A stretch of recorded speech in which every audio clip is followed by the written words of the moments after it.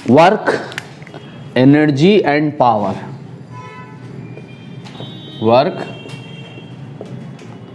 Energy and power. इस पूरे chapter में हमें जो यूज़ करना है, जो वेक्टर का एप्लीकेशन हमारे सामने आने वाला है, वो है डॉट प्रोडक्ट। ठीक है, मल्टीप्लिकेशन ऑफ वेक्टर्स हम यहाँ पर यूज़ करेंगे, और मल्टीप्लिकेशन ऑफ वेक्टर्स हम यहाँ यूज़ करेंगे क्या, डॉट प्रोडक्ट। तो डॉट प्रोडक्ट को एक बार रिकॉल कर लेते हैं। ठीक है, तो डॉट प्रोडक्ट को हम क्या कहते हैं, स्केलर प्रोडक्ट भी कहते हैं। क्या कहते हैं, क्यों कहते हैं स्केलर प्रोडक्ट? क्योंकि दो वेक्टर्स का डॉट प्रोडक्ट करने के बाद जो हमें क्वांटिटी, दो क्वांटिटीज को जब हम मल्टीप्लाई करते हैं तो क्या होता है, एक न्यू क्वांटिटी मिलती है नी, न्यू क्वांटिटी मिलती है। जैसे मास को एंड एक्सेलरेशन को मल्टीप्लाई करते हैं तो क्या मिलता है आपको, फोर्स। तो जब दो वेक्टर्स का आप डॉट प्रोडक्ट करते हैं तो आपको जो न्यू क्वांटिटी मिलती है, वो न्यू क्वांटिटी कौन सी क्वांटिटी होती है, स्केलर क्वांटिटी होती है। कौन सी क्वांटिटी होती है, स्केलर। इसलिए इसको हम क्या कहते हैं, स्केलर प्रोडक्ट कहते हैं। तो डॉट प्रोडक्ट को एक बार देख लें जल्दी से, डॉट प्रोडक्ट रिकॉल करा दें क्योंकि इसकी हमें ज़रूरत है, और स्केलर प्रोडक्ट। ठीक है, तो अगर मेरे पास ये दो वेक्टर्स हैं बच्चों, एक वेक्टर है ये A और एक वेक्टर है ये B, इन दोनों के बीच में एंगल है थीटा। तो इन दोनों वेक्टर्स का जो डॉट प्रोडक्ट है, डॉट प्रोडक्ट को मैं वेक्टर्स में डिटेल में पढ़ा चुका हूँ। ठीक है, मैं थोड़ा सा आइडिया ले रहा हूँ डॉट प्रोडक्ट का, जो हमें यहाँ ज़रूरत होगी। ठीक है, तो A डॉट B, दो वेक्टर्स का डॉट प्रोडक्ट अगर हम करेंगे A डॉट B, ऐसे रिप्रेजेंट, A इंटू B नहीं पढ़ते इसको, A डॉट B पढ़ते हैं, याद रखना। तो डॉट प्रोडक्ट करने के बाद जो द न्यू क्वांटिटी जो ऑब्टेन्ड होगी वो होगी C, another quantity. This C is क्या, स्केलर क्वांटिटी। ये हमारी स्केलर होगी A डॉट B। ठीक है, एग्जाम्पल क्या है इसका, इसका एग्जाम्पल जो हम यहाँ पढ़ने जा रहे हैं वही क्या है, वर्क डन किसका डॉट प्रोडक्ट होता है, फोर्स का और डिस्प्लेसमेंट का डॉट प्रोडक्ट होता है। और क्या पढ़ेंगे हम यहाँ, पावर। पावर क्या होती है, फोर्स का और वेलोसिटी का डॉट प्रोडक्ट होती है पावर। ठीक है, अब ये डॉट प्रोडक्ट होता क्या है जरा देखें। दो वेक्टर का जो डॉट प्रोडक्ट है A डॉट B, ये क्या होता है, जो कि हमें न्यू क्वांटिटी मिली है C, ये होता है AB cos थीटा। ठीक है, जहाँ A क्या है, इस वेक्टर A का मैग्नीट्यूड है, B क्या है, इस वेक्टर B का मैग्नीट्यूड है, और थीटा क्या है, इन दोनों के बीच का एंगल है। वेक्टर का मैग्नीट्यूड तो आपको निकालने आता होगा ना, कैसे निकालते हैं। अगर मेरे पास ये कोई वेक्टर है A, मान लो वेक्टर है A1 i cap plus A2 j cap plus A3 k cap, तो ठीक है, तो इसका मैग्नीट्यूड कितना होगा, magnitude of this vector is under root. ठीक है, एरो हटा देते हैं या मॉडुलस में बंद कर देते हैं ना, क्या होता है magnitude of this vector, under root A1 square plus A2 square plus A3 square, ये इस वेक्टर का मैग्नीट्यूड है। ठीक है, ऐसे ही वेक्टर B का मैग्नीट्यूड यहाँ पे रख देंगे। ठीक है, थीटा जो है वो क्या है, इन दोनों वेक्टर्स के बीच का एंगल है। ठीक है, अगर हमारे पास थीटा लेस देन 90 डिग्री हो, थीटा क्या हो, less than 90 degree means acute angle हो, तो एक्यूट एंगल के लिए लेस देन 90 के लिए कॉस थीटा क्या होता है, पॉजिटिव। तो डॉट प्रोडक्ट हमें क्या मिलेगा, पॉजिटिव वैल्यू मिलेगी। और अगर थीटा ग्रेटर देन 90 डिग्री हो तो obtuse angle cos theta negative होगा, तो डॉट प्रोडक्ट क्या मिलेगा, हमें नेगेटिव वैल्यू मिलेगी। और अगर थीटा 90 डिग्री हो तो डॉट प्रोडक्ट क्या होगा, कॉस 90 डिग्री क्या होता है, 0 होता है। तो दो वेक्टर का डॉट प्रोडक्ट क्या आएगा, 0 आएगा। ठीक है, ठीक है, ये सब डिस्कशन में चीज़ें आ चुकी हैं। ठीक है, अगर मेरे पास ये वेक्टर है A is equal to A1 i cap plus A2 j cap plus A3 k cap, और एक और वेक्टर है मेरे पास B is equal to B1 i cap plus B2 j cap plus, जो आज नए बच्चे हैं उनका सबसे पहले मुझे जो है हमें वेक्टर्स खत्म करना है। ठीक है, आप तीनों का सबसे पहले वेक्टर्स होगा, उसके बाद जो है जो चीज़ें हुई हैं फिर उसको हम देखेंगे। सबसे पहले वेक्टर्स, तो ये B है हमारे पास B1 i cap plus B2 j cap plus B3 के कैप। तो मैं इन दो वेक्टर्स का डॉट प्रोडक्ट निकालना चाहता हूं, तो डॉट प्रोडक्ट क्या होता है, बोलो, A डॉट B। कैसे निकालते हैं, क्या आएगा, आई कैप और आई कैप के जो कोफिशिएंट्स हैं उनको मल्टीप्लाई कर दो, क्या होगा, A1 B1। कहाँ से आता है, I dot I 1, I dot I कितना होता है 1, जे डॉट जे कितना होता है 1, के डॉट के कितना होता है 1, आई डॉट जे कितना होता है 0, क्योंकि आई और जे के बीच में एंगल कितना है, आई कैप यूनिट वेक्टर है ना, आई कैप यूनिट वेक्टर कहाँ होता है हमारा, एक्स डायरेक्शन में, जे कैप यूनिट वेक्टर कहाँ होता है हमारा, वाई डायरेक्शन में, के कैप यूनिट वेक्टर कहाँ होता है हमारा, जेड डायरेक्शन में। पढ़ा है बेटे ये तुमने, कुछ भी नहीं पढ़ा ना, तुम्हारा चेहरा बता रहा है बहुत परेशानी में हो, ठीक है, वो थोड़ा सा उसका नहीं बता रहा है, खैर कोई बात नहीं, ठीक है। अभी देखो कितना हजम कर पाते हो, ठीक है। तो थोड़ा मेरे एक आध 2-4 सिटिंग लोगे मेरे साथ, 2-3 लेक्चर की सिटिंग लोगे तो फिर चीज़ें आना शुरू हो जाएंगी, ठीक है। तो ये आया आई कैप डॉट आई कैप कितना हो जाएगा 1, जे कैप डॉट जे कैप कितना हो जाएगा 1, के कैप डॉट के कैप कितना हो जाएगा 1, आई डॉट जे क्या होगा 0, जे डॉट के क्या होगा 0, के डॉट आई भी 0, ठीक है। तो इन दोनों का डॉट प्रोडक्ट करने के बाद क्या आता है, आई कैप और आई कैप के कोफिशिएंट को मल्टीप्लाई करो A1 B1, जे कैप और जे कैप के कोफिशिएंट को मल्टीप्लाई करो, क्या आएगा A2 B2, के कैप और के कैप के कोफिशिएंट को मल्टीप्लाई करो, क्या आएगा A3 B3। ये दो वेक्टर्स का डॉट प्रोडक्ट है, ठीक है, ठीक है। इतनी ही हमें इतनी ही ज़रूरत पड़ेगी, थोड़ा सा वेक्टर का एप्लीकेशन और चाहिए होगा, उसको हम वहीं बताएंगे, ठीक है, जब हम वर्क एनर्जी पावर में चल रहे होंगे। तो हमें ये डॉट प्रोडक्ट चाहिए, ये करना है, हमें वर्क डन करना है, पावर का कैलकुलेशन करना है एंड एनर्जीज का कैलकुलेशन करना है इस चैप्टर में हमने, और कोलिजन भी पढ़ना है इसी चैप्टर में, ठीक है। इतना चैप्टर है ये हमारा, work, energy, power and collision, ठीक है। NCERT के अकॉर्डिंग अगर हम चलें तो NCERT में कोलिजन जो है वो इसी चैप्टर में पढ़ाया गया है, क्लियर है बच्चों। तो सबसे पहले हम देखते हैं वर्क डन, स्टार्ट करते हैं सबसे पहले, ठीक है। तो वर्क डन में सबसे पहले हम लेते हैं work done bye constant force. सबसे पहली बात हमारी इस चैप्टर में शुरू होने जा रही है, work done bye constant force.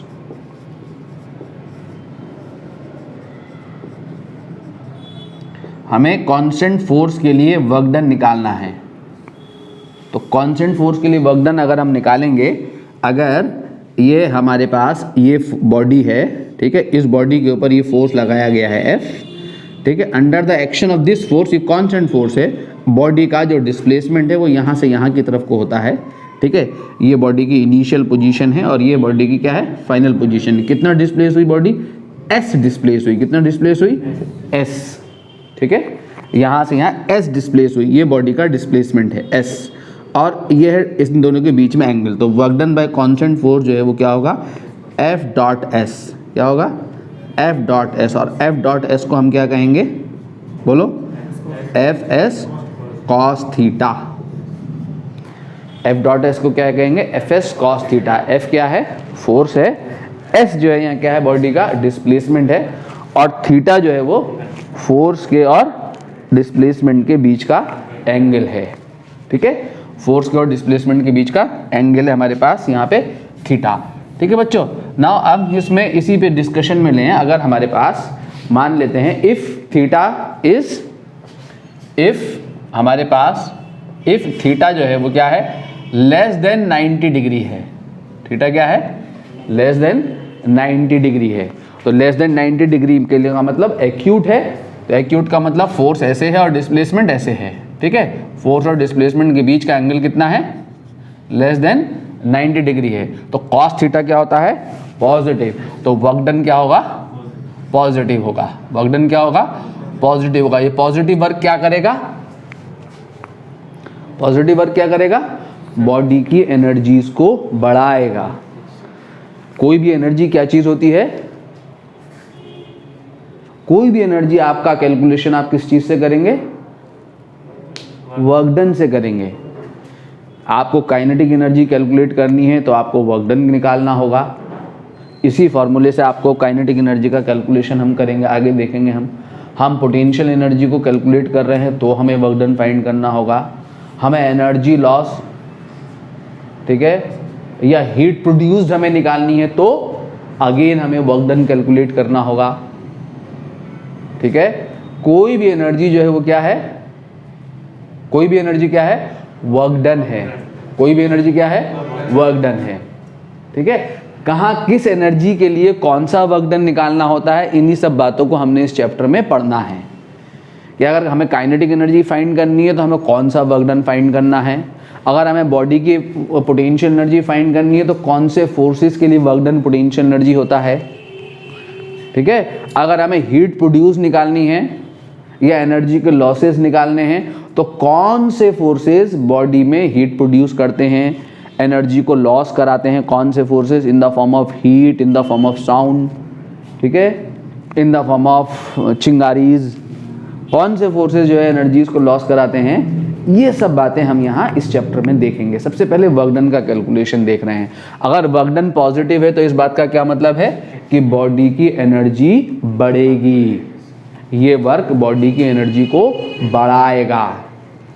अगर work done bye all the forces acting on the body positive है, बॉडी पे जितने भी फोर्सेस लग रहे हैं उन सारे के सारे फोर्सेस के लिए क्या गया, वर्क डन, आपको पॉजिटिव वैल्यू मिल गई, इसका मतलब आप बॉडी की काइनेटिक एनर्जी इतना, ये वर्क डन अगर 10 जूल प्लस 10 जूल मिला, इसका मतलब बॉडी की काइनेटिक एनर्जी 10 जूल इंक्रीज कर जाएगी, ठीक है, समझ गए मेरी बात को। और अगर पॉजिटिव होगा, और अगर जैसे जैसे इसका एग्जाम्पल क्या हो सकता है, work done by gravitational force, जब बॉडी कहां से कहां आ रही है, टॉप से नीचे को आ रही है, जब बॉडी टॉप से नीचे को आ रही है, टॉप से नीचे को आ रही है तो mg कहां होता है, जरा बताओ तो सही, mg कहां होता है, नीचे को, और डिस्प्लेसमेंट भी कहां है, डिस्प्लेसमेंट भी कहां, नीचे को। तो work done by mg, body work done by mg, ऊपर से नीचे आने में वर्क डन बाय mg क्या होगा, पॉजिटिव होगा, प्लस mgh होगा, ठीक है। खैर इसको हम वहीं देखेंगे। दूसरा केस हमारे पास यहां पर है, इफ थीटा हमारा क्या है, greater than 90 degree, means obtuse angle है, तो ऑब्ट्यूज एंगल के लिए वर्क डन क्या हो जाएगा, नेगेटिव हो जाएगा, वर्क डन ऑब्ट्यूज एंगल है। अब वर्क डन के नेगेटिव आने का क्या मतलब है, वर्क डन के नेगेटिव आने का मतलब ये हुआ कि बॉडी की एनर्जी रिड्यूस हो रही है, लॉस हो रही है, बॉडी की ये एनर्जी, ये वर्क डन जिस एनर्जी की फॉर्म में जा रहा है वो एनर्जी क्या हो रही है, डाउन हो रही है, डिक्रीज कर रही है, that particular energy of the body is decreasing, समझ में आया। और अगर वर्क डन जो है वो क्या है, इफ थीटा 90 डिग्री है, theta is equal to 90 degree है, 90 डिग्री मतलब फोर्स और डिस्प्लेसमेंट के बीच में एंगल क्या है, 90 डिग्री है, फोर्स ऐसे है और डिस्प्लेसमेंट ऐसे है, तो एंगल 90 डिग्री हो गया, तो वर्क डन क्या होगा, जीरो। वर्क डन जीरो होने का क्या मतलब है, अगर work done bye all the forces acting on the body zero है तो इस बात का क्या मतलब कि बॉडी की जो काइनेटिक एनर्जी है वो क्या बनी रहेगी, कांस्टेंट, बॉडी की एनर्जी क्या होगी, कांस्टेंट। अगर work done bye all the forces acting on the body जो है वो क्या है, जीरो है। कहाँ होता है ऐसा, work done by centripetal force, centripetal force के लिए वर्क डन जीरो होता है, हाँ, work done by coolie, work done by coolie भी जीरो होता है। क्यों जीरो होता है, क्योंकि फोर्स और डिस्प्लेसमेंट के बीच में एंगल कितना होता है, 90 डिग्री। और ये भी एग्जाम्पल है, अगर ये बॉडी सेंट्रीपिटल फोर्स है तो सेंट्रीपिटल फोर्स कहाँ एक्ट करता है, सेंटर की तरफ को, और डिस्प्लेसमेंट कहाँ होता है, टेंजेंट के अलॉन्ग, तो फोर्स और डिस्प्लेसमेंट के बीच का एंगल कितना है, 90 डिग्री है। तो work done by this centripetal force on the particle revolving on a circular path क्या होता है, जीरो, ठीक है। तो ये फोर्स जो है इस पार्टिकल की काइनेटिक एनर्जी को या स्पीड को ना तो बढ़ाता है ना घटाता है। तो क्या करता है ये फोर्स, ये फोर्स क्या करता है, फिर डायरेक्शन ऑफ मोशन को बदलता है। क्या करता है, डायरेक्शन ऑफ मोशन को बदलता है, पार्टिकल को सर्कल देता है, सर्कुलर पाथ पे घुमाने का काम करता है। बस पार्टिकल की स्पीड को ना तो बढ़ाता है ना घटाता है। तो work done by centripetal force क्या होगा, ऑलवेज जीरो होगा, ठीक है।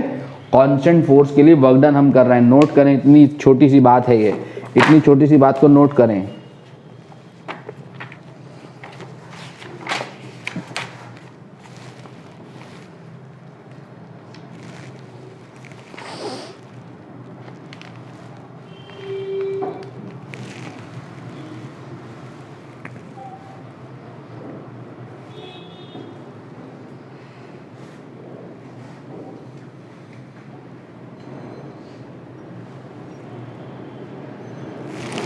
ठीक है।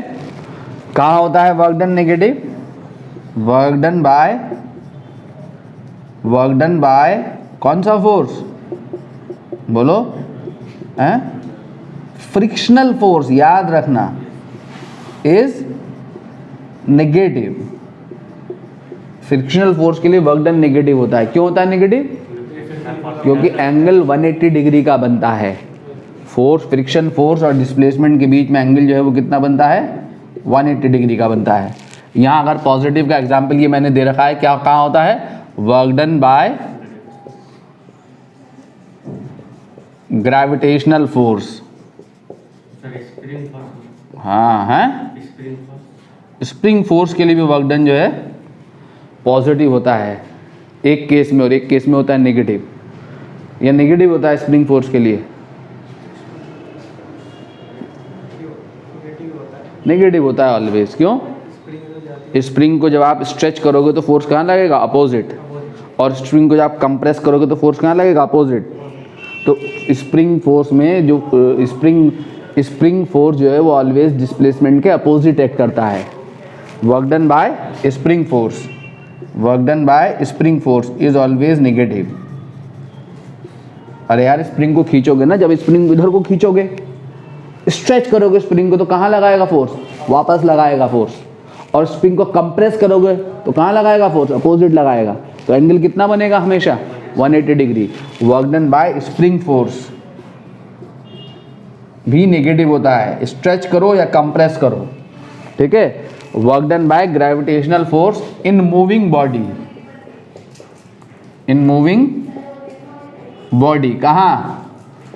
Towards surface of earth. Earth की सरफेस पे अगर बॉडी को लेके चलोगे, towards surface of the earth अगर बॉडी को लेके चलोगे तो work done by gravitational force क्या होगा? पॉजिटिव होगा, पॉजिटिव। और नेगेटिव कब होगा? जब बॉडी को above the surface of the अर्थ लेके चलोगे तो mg कहाँ होगा? नीचे। डिस्प्लेसमेंट कहाँ होगा? ऊपर। ठीक है। तो यहाँ पे नेगेटिव एग्जाम्पल होगा, इस वाले केस में एग्जाम्पल होगा कि बॉडी अगर ऊपर जा रही हो, बॉडी का डिस्प्लेसमेंट ऊपर हो, बॉडी का डिस्प्लेसमेंट ऊपर हो तो एंगल कितना बनेगा यहाँ? 180 डिग्री। तो work done by gravitational force in moving the body up above the surface of the earth is negative. ठीक है। तो क्यों? बिकॉज mg और डिस्प्लेसमेंट के बीच में एंगल कितना आएगा? 180 डिग्री। सेंटर ऑफ द अर्थ में क्या? हाँ? सेंटर ऑफ द अर्थ, क्या centre of the earth? Centre में जी नेगेटिव, जी वहाँ पे जीरो हो जाता है। हाँ, तो वहाँ पे वर्क डन क्या हो? वो तो केस अलग डिफर कर जाएगा, कहाँ से कहाँ लेके जा रहे हैं बॉडी को, उस पर डिपेंड करेगा ना। वर्क डन खाली सेंटर पे ही मूव कराने में थोड़ी ना, समझे? कहाँ से कहाँ मूव लेकर आ रहा है, फिर तो जी की वैल्यू भी डिफर करने लगेगी। वो केस ऑफ ग्रेविटेशन चलाएगा। अर्थ अगर अर्थ के सरफेस से अर्थ के सेंटर पे बॉडी को लेके जाओगे, वर्क डन आपको फाइंड करना पड़ जाए, तब वो केस जो है कॉम्प्लिकेटेड तो नहीं होगा, ग्रेविटेशन में चला जाएगा वो केस, बिकॉज जी में वेरिएशन होने लगेगा, फोर्स वेरी करने लगेगा, कांस्टेंट नहीं होगा। हम यहाँ पे वर्क डन निकालना है near the surface of the earth, constant force के लिए वर्क डन निकालना है। mg कांस्टेंट तब तक बना रहेगा जब तक g कांस्टेंट है, और g कांस्टेंट तब तक होगा जब height attain by the body above the surface of the अर्थ जो होगी वो इज नॉट टू लार्ज। अगर बहुत ज़्यादा हो गई तो क्या होगा? g वेरी करने लगेगा, तो ये फोर्स कैसा हो जाएगा? वेरिएबल। और जब फोर्स वेरिएबल हो जाएगा तब ये डिस्कशन कहाँ चला जाएगा? वेरिएबल फोर्स के अंतर्गत चला जाएगा। ठीक है। हम कांस्टेंट फोर्स के लिए वर्क डन देख रहे हैं। क्लियर है बच्चों? क्वेश्चन देखते हैं एक आध इस पे।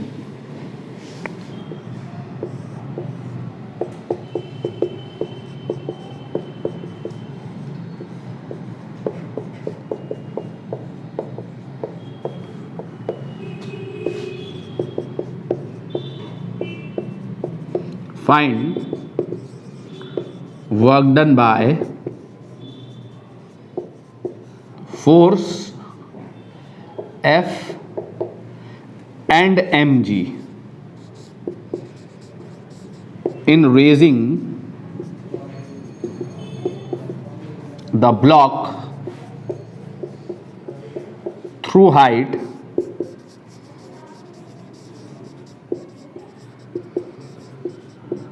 h is equal to 5 meter। From ground. Block को ग्राउंड से 5 मीटर के हाइट पे ले जाने में वर्क डन निकालना है by this force which is 1500 newton and mg। Work done by mg and work done by the force. करिए तो फाइन, बहुत छोटा सा क्वेश्चन है। ठीक है, यानी पहले केस में फोर्स कहाँ है, पहले केस में वर्क डन बाय एफ निकालना है, तो वर्क डन बाय एफ निकालने के लिए फोर्स कहाँ है, ऊपर, और डिस्प्लेसमेंट कितना है बॉडी का 5 मीटर, वो भी ऊपर है। तो क्या हो जाएगा F into S into cos 0 degree. Force और डिस्प्लेसमेंट दोनों के बीच में एंगल कितना है, यहाँ डिस्प्लेसमेंट h है, 0 डिग्री है। ठीक है, फोर्स कितना है 1500 और डिस्प्लेसमेंट कितना है 5, तो कितना हो जाएगा 7500 joule. Unit of work done joule होती है ना, ये तो जानते ही हैं आप। ठीक है, और वर्क डन बाय mg निकालना है, तो वर्क डन बाय mg निकालने के लिए mg कहाँ है, बॉडी का mg कहाँ लगता है, नीचे, और बॉडी को कहाँ डिस्प्लेस कर रहा है, ऊपर कर रहा है। कितना है डिस्प्लेसमेंट h, तो एंगल कितना हो गया 180 डिग्री हो गया।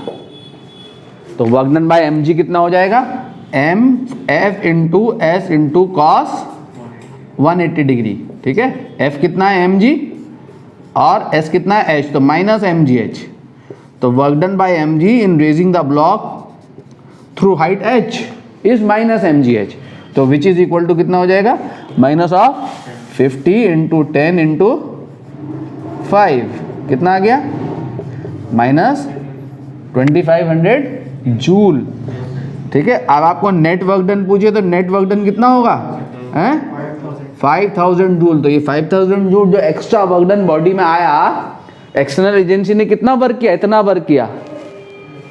ठीक है, इसमें से इतना वर्क ग्रेविटी के अगेंस्ट काम करने में खर्च हो गया, बाकी कितना बचा, तो नेट वर्क डन कितना हो रहा है ब्लॉक के ऊपर 5000 जूल हो रहा है। ये कहाँ जाएगा, ये वर्क डन कहाँ गया, जो नेट वर्क डन है एनर्जी की फॉर्म में चला गया।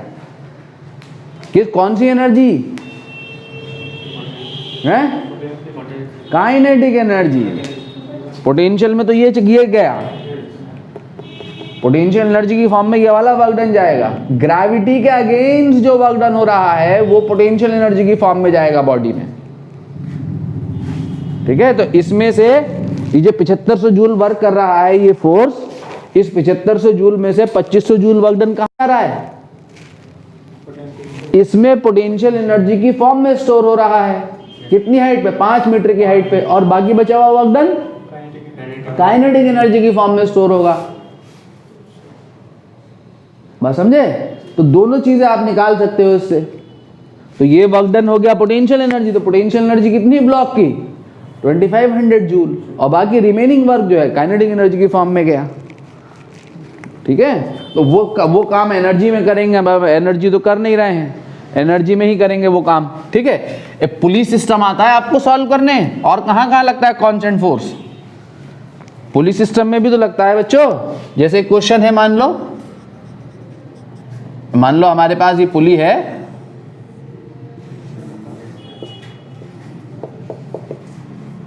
पुली कैसी है, फ्रिक्शनलेस एंड मासलेस। ये मान लेते हैं 2 kg ब्लॉक है, और ये आपका 3 kg ब्लॉक है।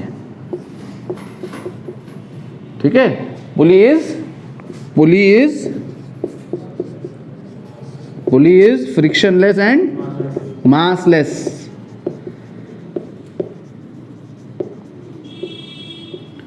Frictionless and massless. String is light and क्या inextensible. System is released from rest. System is released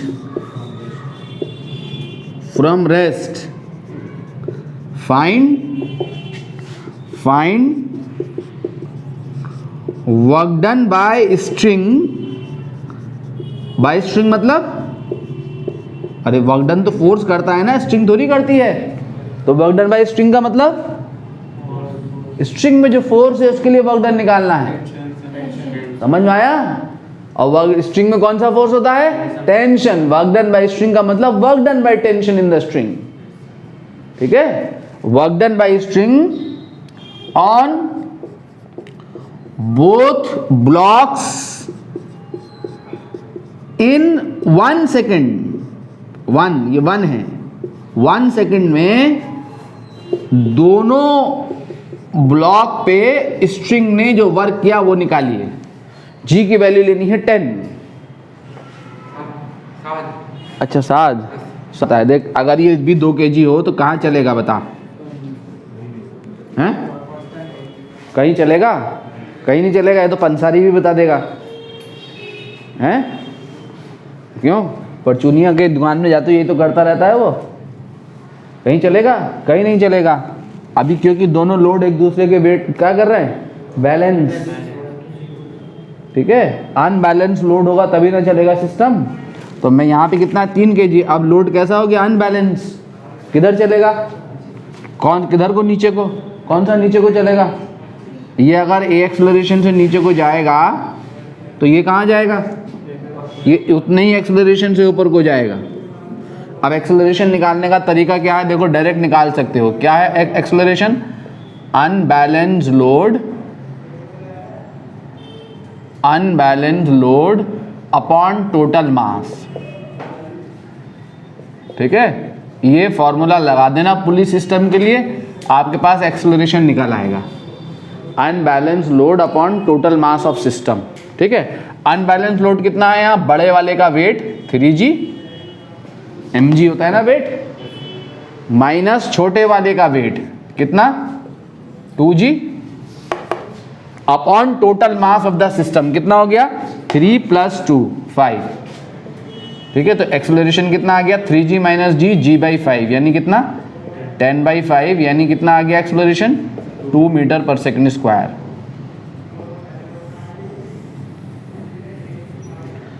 ठीक है, अब टेंशन कैसे लगाते हैं ये आपका ज्ञान होना ज़रूरी है। मैं लॉज ऑफ मोशन में ये ज्ञान दे चुका हूँ।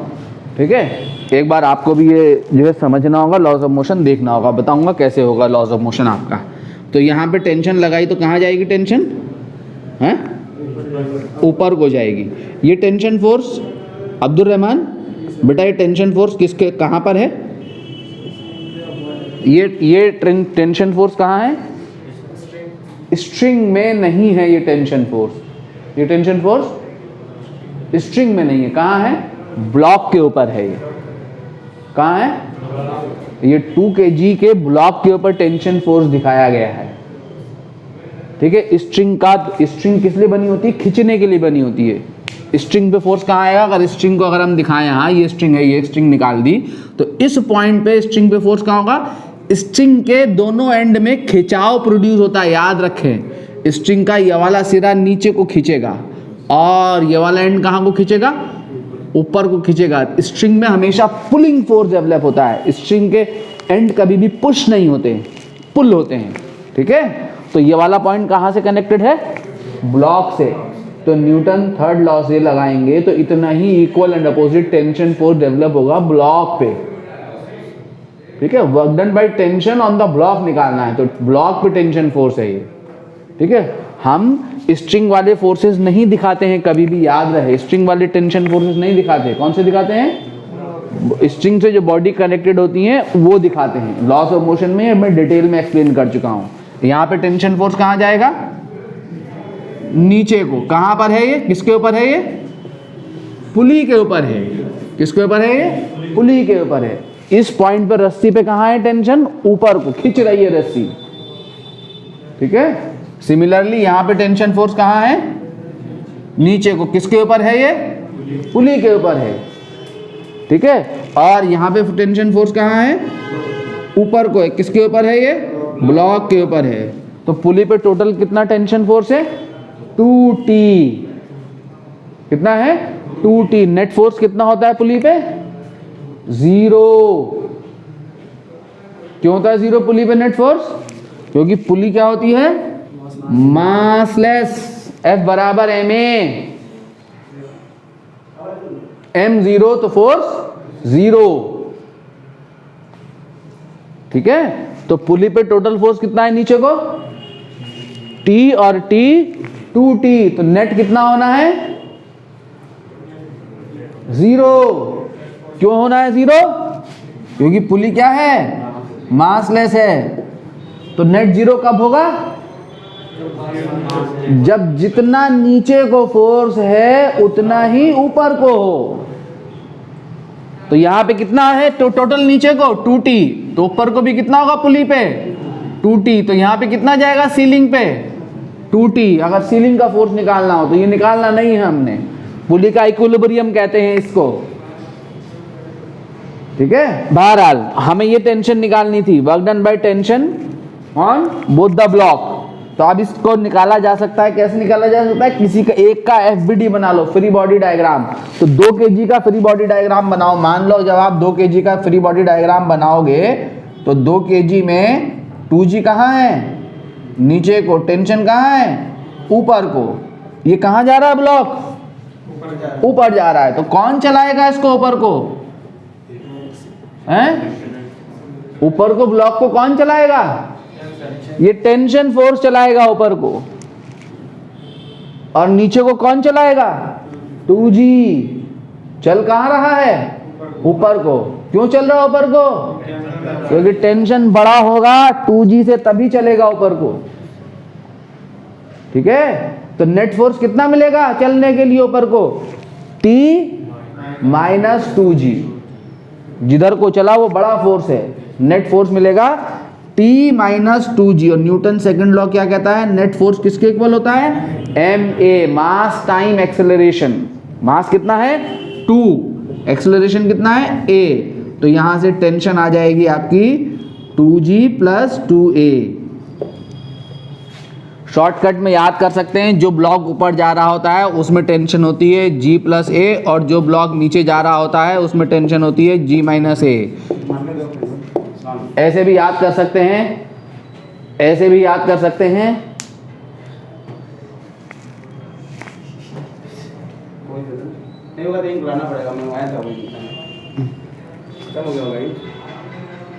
ऐसे भी याद कर सकते हैं। देखो किसमें टेंशन ज्यादा होगी, ब्लॉक ऊपर जा रहा होगा या नीचे जा रहा होगा, ऊपर जा रहा होगा तो mg से ज्यादा होगी टेंशन, तो mg प्लस हो जाएगी ऊपर जाने वाले ब्लॉक में, और नीचे वाले जाने वाले ब्लॉक में mg से कम होगी, तो mg माइनस a हो जाएगी। ऐसे शॉर्टकट में डायरेक्ट लिख सकते हैं mg plus a, mg minus a। तो mg प्लस a आया है ये, तो कितना आ गया, ऊपर जाने वाले ब्लॉक में mg प्लस a और नीचे जाने वाले ब्लॉक में mg माइनस a। तो 2 इंटू 10 प्लस 2 इंटू कितना निकाला था 2, कितना आ गई 24 न्यूटन। हमें टेंशन मिल गई, ठीक है। अब हमें क्या चाहिए, डिस्प्लेसमेंट चाहिए। तो जितना ब्लॉक ये डिस्प्लेस होगा उतना ही ये डिस्प्लेस होगा, ठीक है। Now displacement of both the block in 1 second, displacement of both blocks in 1 second. तो 1 सेकेंड में दोनों ब्लॉक का डिस्प्लेसमेंट। तो रेस्ट से चला सिस्टम, तो s is equal to half at square, तो s is equal to half into a is 2 into 1। कितना आ गया डिस्प्लेसमेंट 1 मीटर। अब हमें निकालना work done by tension on, work done by tension किसके ऊपर, on 2 kg block.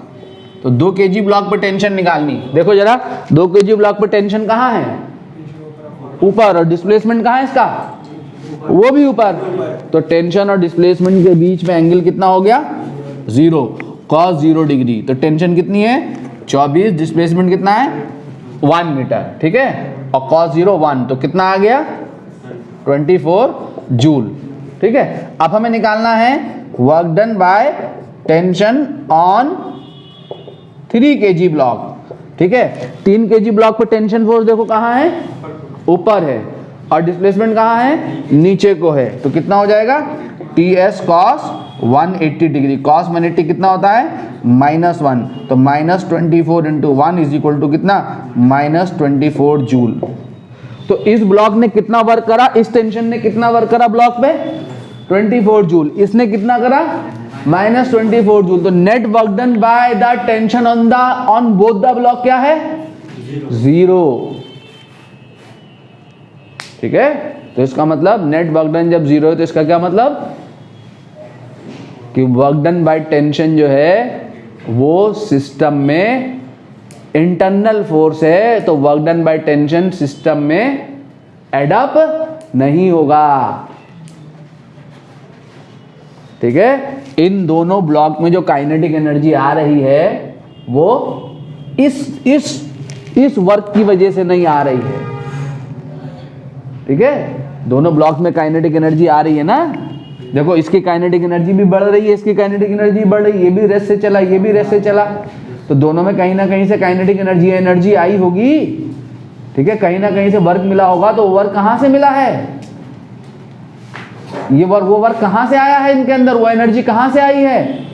Gravitational energy से, gravitational force के लिए वर्क डन हुआ है, वो वर्क डन इनमें काइनेटिक एनर्जी की फॉर्म में गया है। ठीक है, work done by tension on the system जो है, ऑन बोथ द ब्लॉक जो होगी वो क्या होगी? जीरो होगी।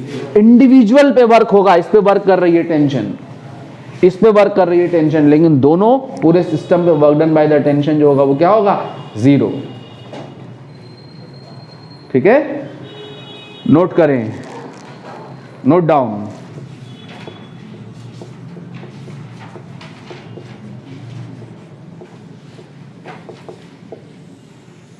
पहले केस में वेरिएबल फोर्स कैसे, फोर्स वेरिएबल कब हो सकता है?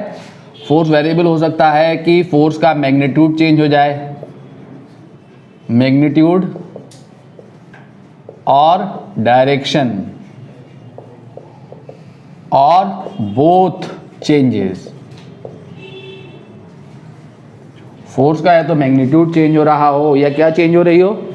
ओनली डायरेक्शन चेंज हो रही है तो फोर्स वेरिएबल हो जाएगा, या दोनों चेंज हो रहे हो, मैग्नीट्यूड भी चेंज हो रहा हो और डायरेक्शन चेंज हो रही हो। पहले केस में हमारे पास केस ऐसा है कि वेरिएबल फोर्स एक्ट कर रहा है in the direction of displacement of the body. ठीक है, और फोर्स का मैग्नीट्यूड वेरी कर रहा है। ठीक है, force acts in the direction of displacement of body and magnitude of force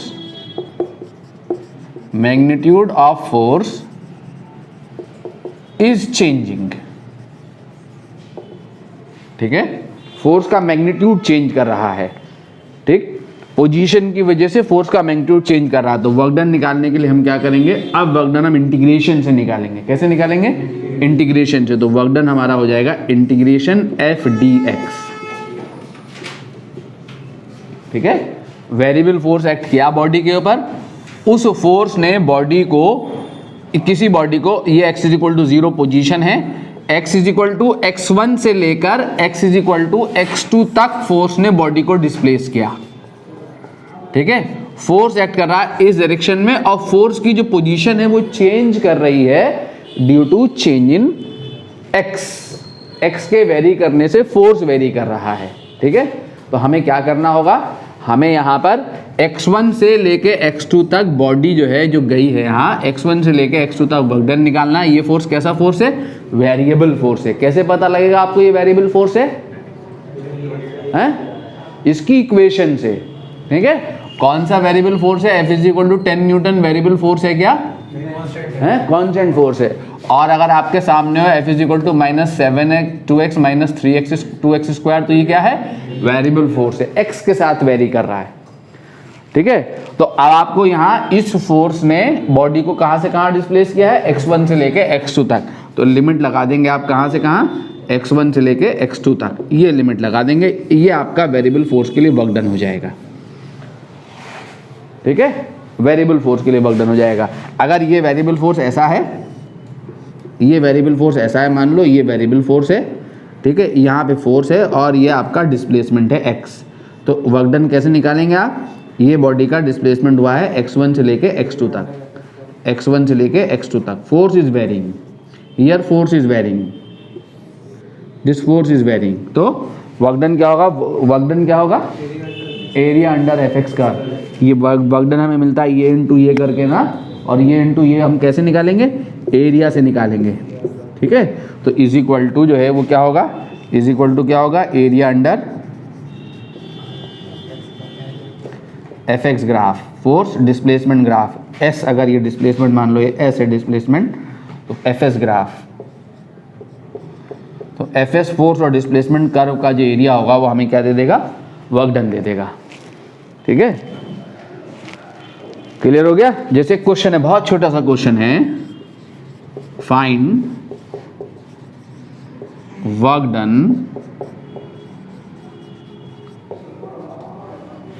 done by force F is equal to 7 minus 2x plus 3x square, 7 minus 2x plus 3x square in displacing the body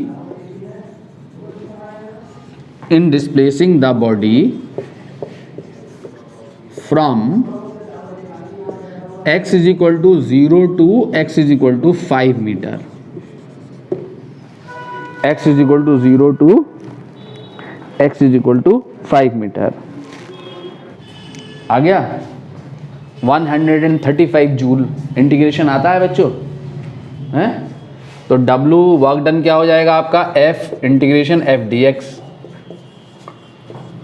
कहाँ से कहाँ तक जाना है, 0 से लेके 5 तक जाना है, तो work done is equal to integration F रख दो 7 minus 2x plus 3x square into d x.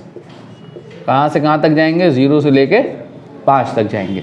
तो अब इसका इंटीग्रेशन कितना होगा, 7 का 7 इंटू डी एक्स का इंटीग्रेशन क्या हो जाएगा x, और इसका क्या हो जाएगा x का, x स्क्वायर अपॉन 2, तो x स्क्वायर बचेगा, पावर में 1 प्लस 1 कर देंगे ना, 1 प्लस 1 अपॉन 1 प्लस 1, यहाँ पावर कितनी है 2, 2 में 1 प्लस करो कितना हो गया 3 अपॉन 2 प्लस 3, तो 3 से 3 कैंसिल होगा, तो क्या बचेगा x क्यूब। लिमिट लग जाएगी कहाँ से कहाँ तक, 0 से लेके 5 तक। अब upper limit minus lower limit करोगे तो 7 इंटू 5 माइनस 5 5 जा 25 और 125, और ये हो गई अपर लिमिट, और माइनस x की जगह 0 0 0 0 आ गया। ठीक है, तो ये आपका आ जाएगा 135 जूल। एक क्वेश्चन तो आपके सामने ऐसा आता है जिसमें वेरिएबल फोर्स कहाँ एक्ट कर रहा होता है, डिस्प्लेसमेंट की डायरेक्शन में, और बॉडी की पोजीशन के अकॉर्डिंग फोर्स चेंज कर रहा होता है। ठीक है, एक क्वेश्चन तो आपके सामने ऐसा आता है, और ये क्या नाम है तेरा बेटे, ले तो जरा ले।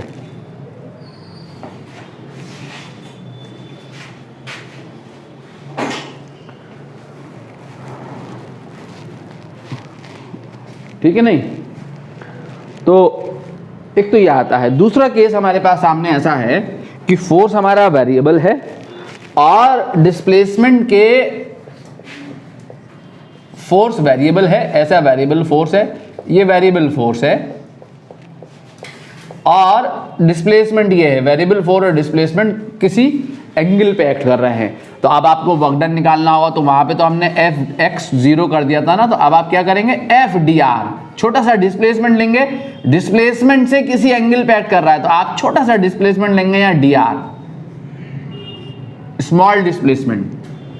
पहले इस छोटे से डिस्प्लेसमेंट के लिए वर्क डन निकालेंगे, छोटे से डिस्प्लेसमेंट के लिए वर्क डन क्या आएगा, एफ डॉट डी आर।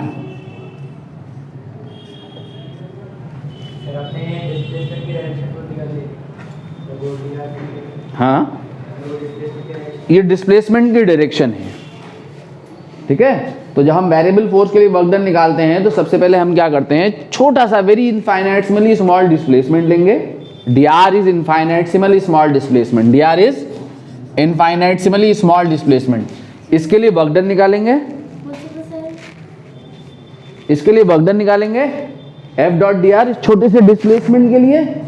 ठीक है, छोटे से डिस्प्लेसमेंट के लिए वर्क डन निकालना है। बॉडी को टोटल वर्क डन निकालने के लिए इस रिजल्ट को हम क्या कर देंगे, इंटीग्रेट कर देंगे। कहाँ से कहाँ तक, r1 से लेके r2 तक, बॉडी की जो पोजीशन है वहां से लेके वहां तक इसको इंटीग्रेट कर देंगे।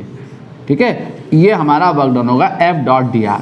ठीक है, इसको कार्टेशियन फॉर्म में अगर हम करना है, इन कार्टेशियन फॉर्म मेरी बात को पूरी ध्यान से सुनो, एग्जाम्पल से दूंगा तो ज़्यादा क्लियर हो जाएगा। कार्टेशियन फॉर्म के लिए अगर हमें करना है इसको, तो हमें ये फोर्स जो दिया होगा वेरिएबल, कैसे दिया होगा, फोर्स हमें वेरिएबल दिया होगा F is equal to F x i cap, ऐसा वेरिएबल फोर्स दिया होगा हमें एफ एक्स आई कैप, ठीक है, और एफ वाई जे कैप प्लस एफ जेड के कैप, ये हमें वेरिएबल फोर्स दिया होगा, ठीक है। तो ये जो बॉडी के ऊपर जो ये वेरिएबल फोर्स एक्ट करेगा, तो इस वेरिएबल फोर्स का ये कौन सा कंपोनेंट है, एक्स कंपोनेंट, ये कौन सा कंपोनेंट है, वाई कंपोनेंट, ये कौन सा कंपोनेंट है, जेड कंपोनेंट। ये कंपोनेंट कहाँ एक्ट कर रहा है फोर्स का, एक्स डायरेक्शन में, ये कहाँ एक्ट कर रहा है, वाई डायरेक्शन में, ये कहाँ एक्ट कर रहा है, जेड डायरेक्शन में। तो जो एक्स डायरेक्शन वाला कंपोनेंट है, ये बॉडी को कहाँ चलाएगा, एक्स डायरेक्शन में चलाएगा, ठीक है। और वाई डायरेक्शन वाला कंपोनेंट कहाँ चलाएगा,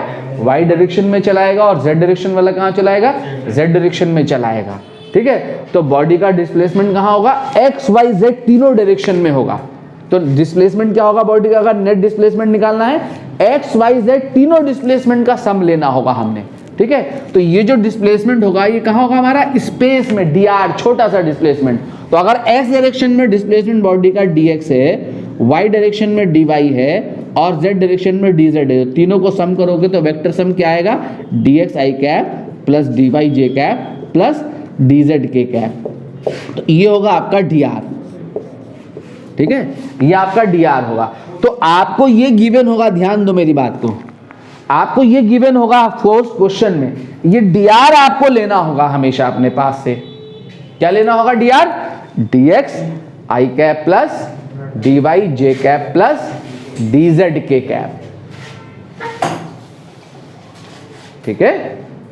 अगर आपके पास dx i cap plus dy j cap plus dz k cap, और जब आप इन दोनों का डॉट प्रोडक्ट करोगे, तो डॉट प्रोडक्ट करने के बाद आपको क्या मिलेगा रिजल्ट, f डॉट dr क्या आएगा, जरा देखो ध्यान से।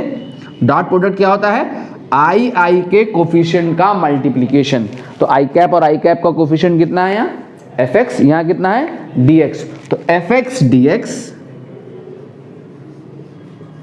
ठीक है, plus fy dy plus fz dz।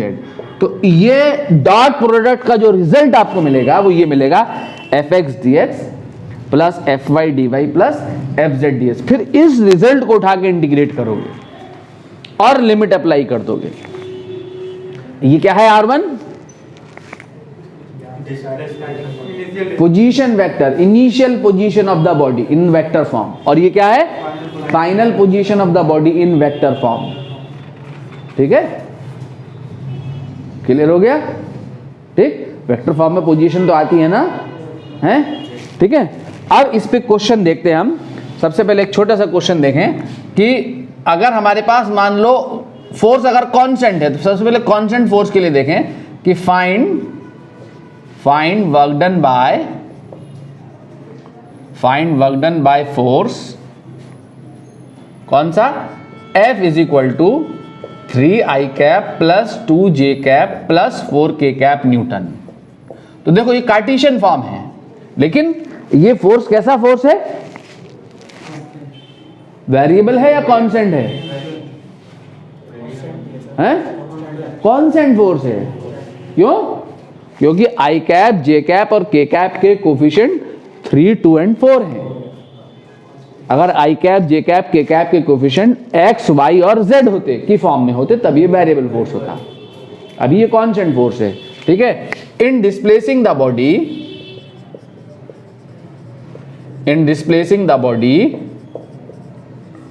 from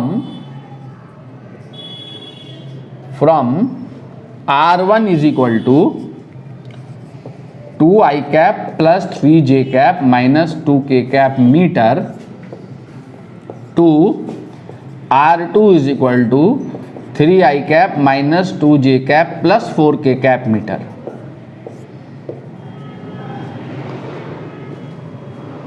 ठीक है, तो बॉडी को यहां से लेके यहां तक ले जाने में क्या गया, वर्क डन निकालना है बाय दिस फोर्स। यानी हमें क्या दिया हुआ है, हमें जो है बॉडी का इनिशियल पोजीशन वेक्टर दिया हुआ है, पॉइंट ए का पोजीशन वेक्टर दिया हुआ है कितना, r1, ये दिया हुआ है। और यहां से इसके ऊपर फोर्स लगाया, ये फोर्स लगाया F, ठीक है। इस फोर्स की वजह से बॉडी A से किसी दूसरे पॉइंट B पे चली गई जिसका पोजीशन वेक्टर दिया हुआ है R2। तो हमें क्या चाहिए? डिस्प्लेसमेंट चाहिए। तो डिस्प्लेसमेंट क्या होगा? ये होगा displacement. S is the displacement of the body. वो कैसे निकल आएगा? Triangle law of vector addition लगा के। पहले भी हम बता चुके हैं कि अगर हमें डिस्प्लेसमेंट वेक्टर निकालना हो तो हम क्या करेंगे? हेड का पोजीशन वेक्टर माइनस टेल का पोजीशन वेक्टर। तो S जो हो जाएगा वो क्या हो जाएगा? R2 माइनस R1, ठीक है। S जो हो जाएगा हमारा क्या हो जाएगा? R2 माइनस R1, ठीक है। तो S क्या आ गया जरा बताओ तो सही। R2 कितना है? ये है, माइनस R1 करना है। तो 3i माइनस 2i कितना हो गया? i कैप, और माइनस 2j माइनस 3j कितना हो गया? Minus 5j cap, minus 5j cap, और 4k और माइनस माइनस प्लस 2k कितना हो गया? 6k cap, plus 6k cap. इसका हमने डॉट प्रोडक्ट निकालना है किसके साथ? फोर्स के साथ। और फोर्स कितना है? फोर्स कितना है? 3i cap plus 2j cap, 3i cap plus 2j cap plus 4k cap. देखो यहां पर ये करने की जरूरत नहीं, ये इंटीग्रेट करने की जरूरत नहीं है। क्यों नहीं है जरूरत? बिकॉज ये फोर्स वेरिएबल नहीं है, कांस्टेंट है। आप डायरेक्ट डॉट प्रोडक्ट से निकाल सकते हैं, चाहे तो आप इंटीग्रेशन भी कर सकते हैं।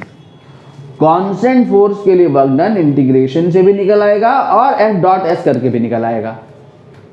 लेकिन वेरिएबल फोर्स के लिए वर्क डन सिर्फ इंटीग्रेशन से निकलेगा, उसको F डॉट S नहीं किया जा सकता, ठीक है। तो जब आप हम F डॉट S करेंगे तो क्या आएगा? यहां से F डॉट S 3i का कोफिशिएंट, यहाँ 3 यहाँ 1, तो 3 आ गया।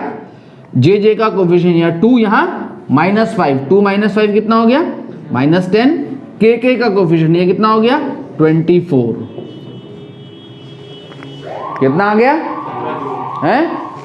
W is equal to 17 joule answer.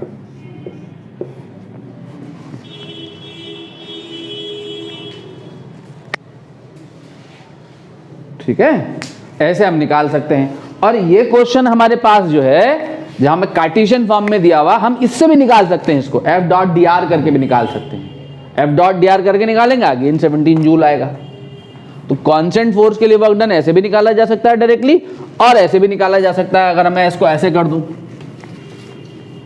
अगर आप इसको F डॉट dr से करना चाहते हैं तो F डॉट dr भी लगा सकते हैं। F डॉट dr कितना है? F कितना है बोलो?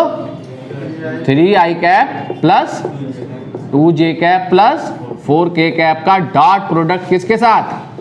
dr की जगह क्या लूंगा बोलो यार? dxi cap plus dyj cap, ये बताया ना मैंने, ये लेना है, प्लस dzk कैप, ठीक है। हाँ वालेकुम सलाम बेटा, बगल में। और यहां पे लगाएंगे R1 लोअर लिमिट। R1 क्या है लोअर लिमिट? 2 3 माइनस 2, पॉइंट के कोऑर्डिनेट रख देंगे। और अपर लिमिट क्या है? 3 माइनस 2 4, 3 माइनस 2 4, ठीक है। कितना आएगा देखो तो सही। आई कैप का कोफिशिएंट करो 3dx, जे कैप का कोफिशिएंट करो यहां से 2, यहां से dy, के कैप का कोफिशिएंट करो यहां से 4, यहां से dz, 4dz,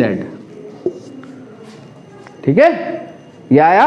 और लिमिट लग गई 2 3 माइनस 2 एंड 3 माइनस 2 4। तो यहां पे 3 का, यहां dx का इंटीग्रेशन क्या हो जाएगा? x, dy का क्या हो जाएगा? y, और dz का क्या हो जाएगा? z। कहीं साइन वाइन गड़बड़ तो नहीं हुआ है? ठीक है। और अब यहां पे लिमिट लगा दो, क्या? 2, 3, -2 और 3, -2, 4।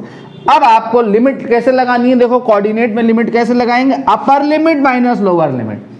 x की जगह अपर लिमिट का x कोऑर्डिनेट रखो, कितना आ गया 3 3 9, या y की जगह अपर लिमिट में जो y कोऑर्डिनेट है वो रखो, कितना आ गया -2 × 2 -4, और यहाँ z की जगह जो z कोऑर्डिनेट है वो रखो, कितना हो गया 4 4 16। ये आ गई आपकी पूरी complete upper limit minus lower limit. Lower limit में x की जगह ये रखो 3 2 6, y की जगह ये रखो y कोऑर्डिनेट 3 2 6, और z की जगह -2 रखो, कितना आएगा -8। देख लो जरा यहां से सॉल्व करके, अगेन 17 जूल आ रहा होगा, आ रहा 17 जूल, अगेन 17 जूल।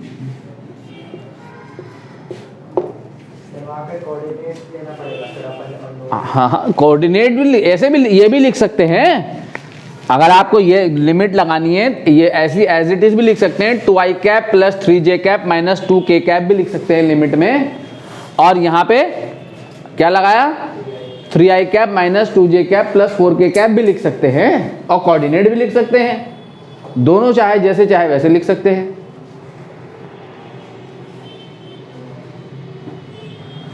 ठीक है,